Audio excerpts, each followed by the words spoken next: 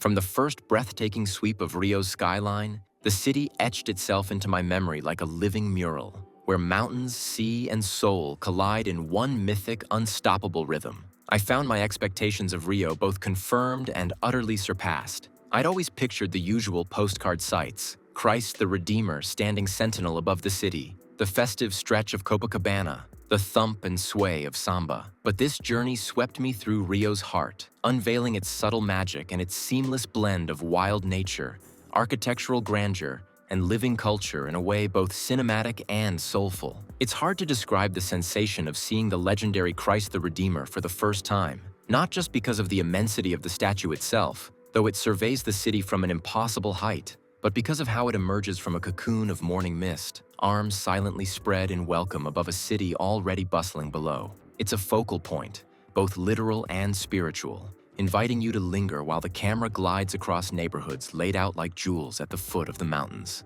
Patterns repeat: favela communities terracing impossibly steep hills, winding roads flanked by flashes of bougainvillea, tiny football pitches clinging to the city's vertical skin, and beaches that arc like a painter's brush around the luminous sweep of Guanabara Bay. The beaches. Even as someone who has seen their fair share of iconic coastlines, I was struck by what Copacabana and Ipanema truly look like from above. The sand almost glowing in late sunlight, waves constantly in motion, and thousands of sunbathers forming ever-shifting human mosaics across the shore. It's a world of contrasts. Tanned athletes volleying beach football, kids building castles at the surf's edge, and elderly couples strolling at sunrise. Even more than the beauty, it's Rio's social spirit that stands out. These strands function as living rooms, marketplaces, party halls, and makeshift dance floors all rolled into one. There's a sense that the sea isn't just a backdrop, but the city's communal heart, both stage and sanctuary for daily life. No story of Rio could ever feel complete without stopping. No lingering at the foot and then summit of Sugarloaf Mountain. It's more than just a landmark. It's Rio's exclamation point, a natural monolith that pierces the sky and offers, to anyone willing to take the ride, an almost spiritual perspective on the city below. The journey itself is an experience. The ascent is both dizzying and awe-inspiring. The famous cable cars, sleek and gently swaying,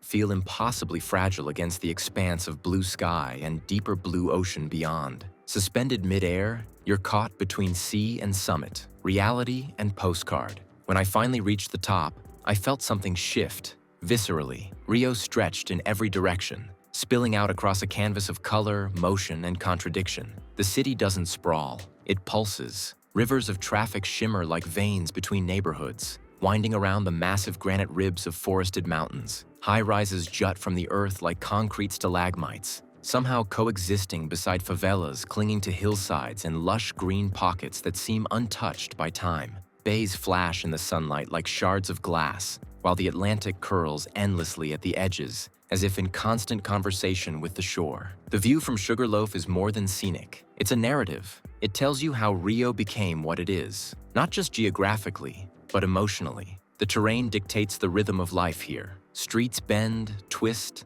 and rise because they must. Buildings are sculpted around rock formations, not in spite of them. The mountains are not backdrops. They're characters in the story. And from up there, you understand why the people of Rio have such a unique, resilient spirit. They've built lives not just in a city, but within the very elements of nature. Standing on that summit, wind tousling my hair and the vastness pressing gently in all directions, I was overwhelmed, not just by the beauty, but by the harmony, however improbable, between nature and metropolis. It's a city that should feel chaotic, disjointed, maybe even impossible, but somehow it works. The skyline doesn't dominate the landscape, it dances with it. Sugarloaf isn't just a must-see viewpoint, it's a key to understanding Rio's soul. And once you see the city from up there, you don't just admire it, you feel it, alive and defiant, shaped by mountains and ocean in equal measure. Venturing off the postcard path, beyond the glittering beaches and towering landmarks, the neighborhoods of Lapa and Santa Teresa beckon with a very different kind of magic, one that feels deeply lived in, textured, and definitely alive. Lapa greets you first, pulsing with energy that feels both timeless and electric. Its famous arches, the Arcos de Lapa, stand tall as remnants of the city's colonial past. Yet beneath them, Life moves in full color and full volume. What struck me most wasn't just the visual chaos, but the soundscape. The rhythmic boom of samba drums spilling from alleyways, the sharp laugh of a vendor haggling over street snacks, a guitar strumming out bossa nova from an upstairs window. Every corner vibrates with life. Bars, nightclubs, and live music venues throb into the night. But even during the day, the place hums with anticipation like it's never fully at rest. Then the road climbs, steeply, almost defiantly toward Santa Teresa. The transition is quick but profound. Lapa's noise gives way to a quieter kind of creativity, as if the chaos below fuels the inspiration that lives up here. Santa Teresa feels like a sanctuary for the soul. Leafy streets, colonial mansions with peeling paint that only adds to their character, and the hum of artistic pursuit. Here, time slows. Artists paint openly in sun-drenched studios. Musicians rehearse with their windows wide open, and cafes seem to exist more for conversation than commerce. Every wall, staircase, and corner feels like a canvas. Murals tell stories, some joyful, some raw. Even the tiled Celeron steps, with their mosaic explosion of colors from around the world, feel like a love letter not just to Rio, but to every traveler who dares to climb them. Santa Teresa doesn't just wear its history, it transforms it, daily, into something fresh, something fiercely human. It's not a place that performs for tourists. It invites you in, asks you to slow down, and maybe, if you're lucky, to leave with a little color of your own. Carnival erupts, and suddenly the city's pulse is undeniable. Carnival is not only about gigantic parades or glittering costumes. Everywhere in Rio, carnival energy bubbles beneath the surface. Samba troupes rehearse inside alleys. Costumes are stitched in tiny workrooms. Dancers spin beneath strings of colored lights. Even beneath the unmistakable beat, there's softness. A mother gently adjusting a mask on her child. An elderly woman drumming in memory of parades past. This is Carnival not as spectacle for the world, but as a living, breathing ritual for everyone. One of my favorite moments was the unhurried visit through Rio's botanical gardens. The video lingers here, and rightly so. In a city celebrated for constant movement, the gardens offer a rare chance to breathe. Palms older than the city itself rise in regal alleys. There's a drowsy peace broken only by birdsong, a sprawling pageant of tropical plants and tiny wildlife. Orchids spill from ancient stone planters. Water lilies glow on mirror-still pools, and every footpath feels like a threshold into another secret world. The gardens are more than a tourist spot. They're a living museum of Brazil's natural bounty, proof of the biodiversity flowing through every crack in this vibrant metropolis. Here, beneath the gentle shuffle of leaves, you're reminded that Rio isn't just a city at the edge of the rainforest. It's a city in constant conversation with the forest itself. What stands out above all is the interplay of urban life and wildness. Monkeys skittering across rooftops, tropical storms sliding down the mountains, and mists crawling through city streets at dawn shimmer with a kind of awe. Everywhere, Rio blends boundaries between city and jungle, old and new, celebration and contemplation.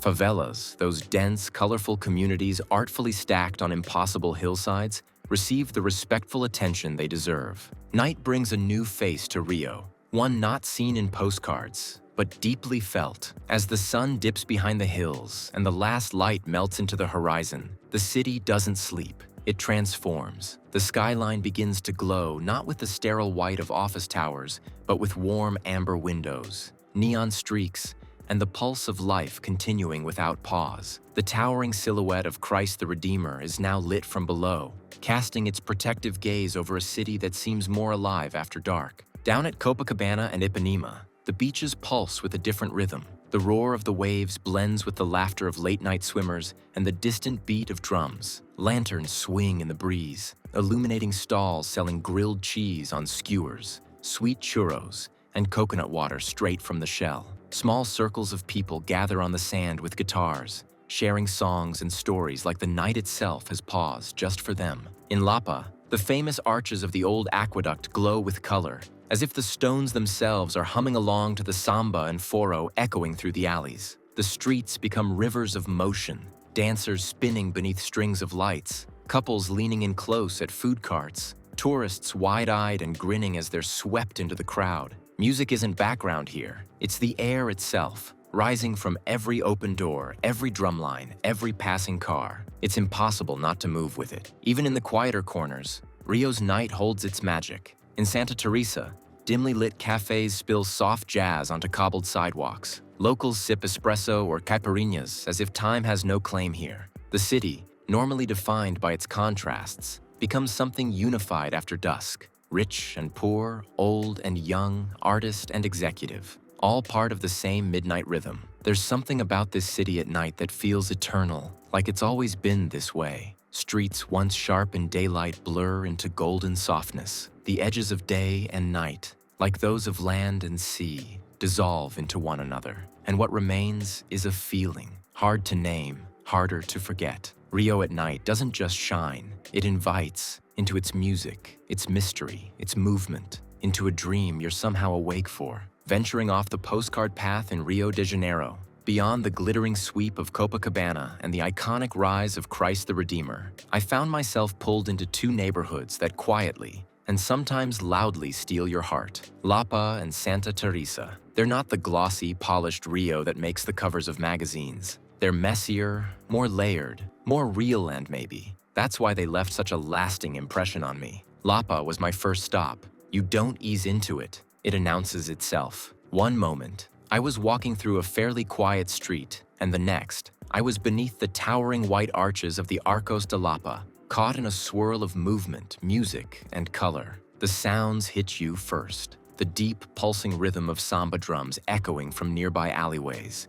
mingled with the chatter of street vendors calling out prices in that quick musical Portuguese that always makes everything sound like a song. Somewhere above, from an open window, I heard the gentle strumming of a guitar and the low hum of bossa nova vocals. I could have stayed there for hours just listening. But it's not just sound. It's everything at once. The color, the crowds, the scent of grilled meat and citrusy caipirinhas drifting from sidewalk bars. Lapa lives loudly, without apology. At night, it's a magnet for dancers and musicians and anyone looking to lose themselves in rhythm and revelry. But even in daylight, there's this kinetic anticipation in the air, like something is always about to happen. Climbing upward from Lapa, the city seems to shift beneath your feet. The road to Santa Teresa is steep, winding, and strangely calming. The noise fades, replaced by the rustle of trees and the occasional laughter floating from a shaded veranda. Santa Teresa feels like its own hidden world, an artist's retreat perched above the chaos. Here, the colonial mansions look worn, but not forgotten, their faded tiles and crooked balconies full of character, as though each one has its own story to tell. I wandered slowly through its narrow streets, where murals turned crumbling walls into open-air galleries, and every stairwell seemed to lead to another pocket of creativity. The famous Celeron steps, with their riot of colored tiles from all over the globe, felt like a metaphor for the whole neighborhood, an ongoing collaborative piece of art. I watched a child trace the edge of a blue tile from France, and suddenly, the world didn't feel so big. In Santa Teresa, artists work with their doors open. Musicians rehearse without worrying about who's listening. Cafes spill into the streets not with tourists, but with friends deep in conversation. It's not a place you pass through, it's one you linger in, one that asks you to slow down, pay attention, and maybe, if you're open enough, take a bit of its rhythm with you when you go. Rio de Janeiro, there's more than a wonder of geography or culture. It's a living celebration, a reminder of how beauty, resilience, and joy can be found in every corner, every sound, every fleeting glimpse of sunlight breaking through the clouds over mountains, city, and sea. So, what are your thoughts on this? Let us know your thoughts in the comments below. And don't forget to like and subscribe for more such content.